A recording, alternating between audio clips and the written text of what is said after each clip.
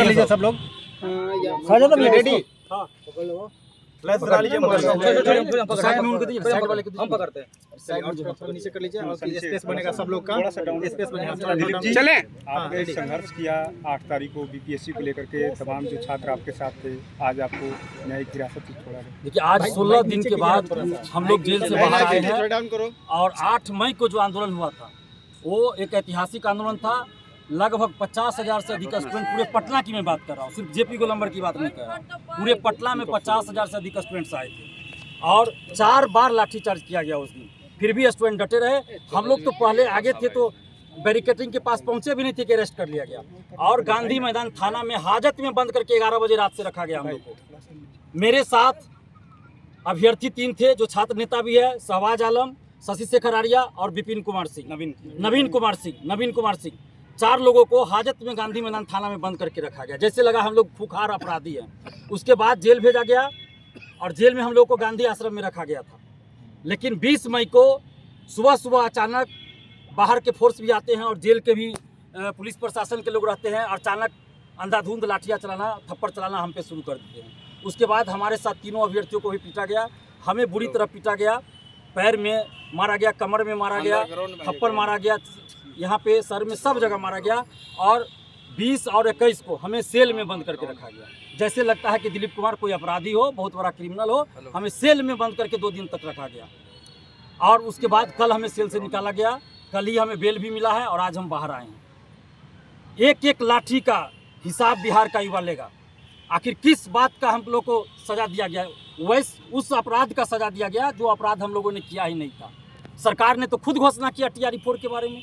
BPSC के परीक्षा नियंत्रक ने कहा 26 अप्रैल से फॉर्म भराना शुरू होगा। पूर्व शिक्षा मंत्री ने घोषणा किया, पूर्व मुख्यमंत्री जी ने घोषणा किया, वर्तमान मुख्यमंत्री जी जब उप मुख्यमंत्री थे तब घोषणा किए और जब हम लोग वही मांग रहे हैं तो हम लोगों पे लाठी चला रहे हैं और अपराधी की तरफ व्यवहार कर रहे हैं। हाजत में बंद रखा गया, सेल में बंद रखा गया, हमारे तीनों अभ्यर्थियों को मारा गया, हमें मारा गया। ये कौन सा मतलब हम लोगों ने गुनाह किया था?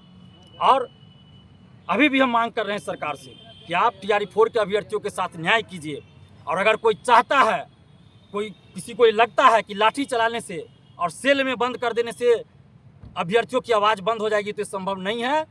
हर क्रांति का रास्ता जेल से होकर गुजरता है, हर तानाशाही एक नई क्रांति को जन्म देता है।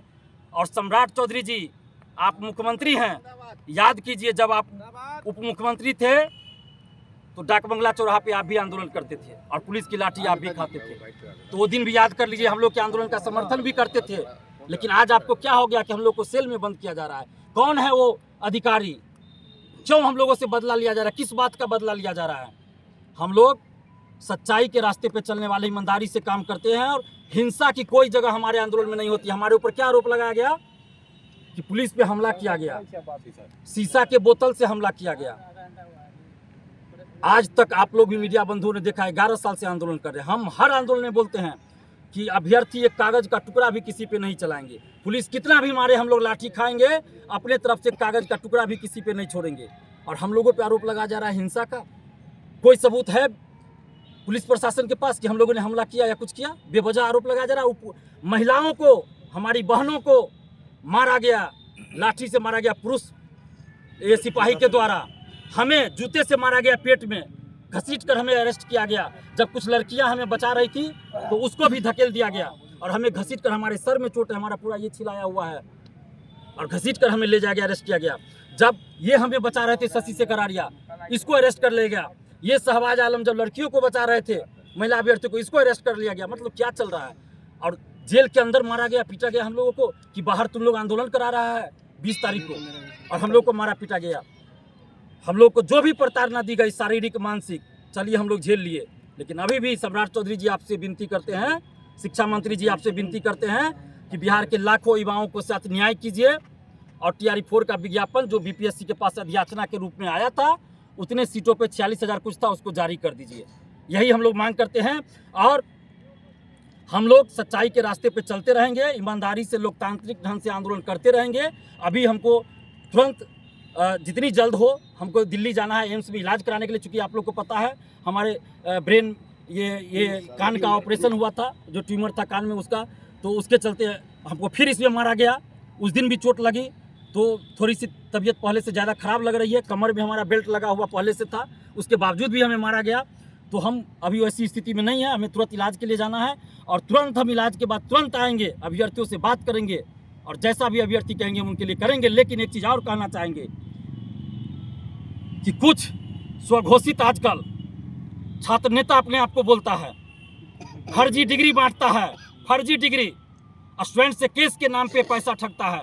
और वैसे कुछ लोगों ने षड्यंत्र किया कि दिलीप कुमार और 4 अभ्यर्थी और छात्र नेता जेल में हैं, तो बाहर ऐसा माहौल बना दो दिलीप कुमार के नाम पर, अभ्यर्थियों को बुला लो, सिंपैथी ले लो, उससे पैसे की वसूली कर लो और दिलीप कुमार और 3 अभ्यर्थी को जेल में सरा दो, सबको बेल न मिले। बाहर कुछ अभ्यर्थी कहते रह गए कि 8 तारीख को जो आंदोलन हुआ उसका प्रेशर था सरकार पे, पूरा प्रेशर में आई थी सरकार। उस समय तक देखिए सरकार, शिक्षा मंत्री क्या कर रहे थे, जून के प्रथम सप्ताह में आ जाएगा विज्ञापन, अखबार का हेडलाइन हुआ करता था।